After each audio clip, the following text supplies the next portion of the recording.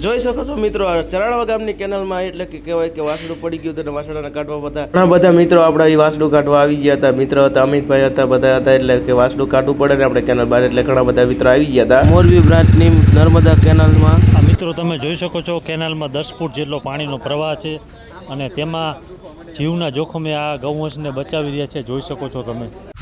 પાણીનું તાણ હતું એટલે ત્યાં વાસડું હાથમાં ન આવ્યું. ત્યારબાદ જે મોરબી બ્રાન્ચનું જે કેનાલમાં નાલું છે ત્યાં આવી અને વાસડાને જો આ લોકોએ ફેંકડું છે અને હાલ અત્યારે બચાવવાની કામગીરી ચાલુ છે. વાસડું અત્યારે નીચે બેસી ગયું છે, થાકી ગયું છે, એટલે વાસડાને મોયડો નાખી અને બહાર કાઢવાની કામગીરી અત્યારે ચાલુ છે. આ તમે જોઈ શકો છો. હવે ત્યારબાદ ઘણા બધા મિત્રોને બીજાને બોલાવી અને પછી વાસડાને ખેંચવાની કામગીરી ચાલુ કરી. અને આ તમે જોઈ શકો છો 10-15 જેટલા લોકો આવી ગયા છે અને હાલ અત્યારે આ વાસડાને બહાર કાઢવાની કામગીરી ચાલુ છે. વાસડું થાકી ગયું એટલે ઉપાડી અને બહાર કાઢે આ તમે જોઈ શકો છો.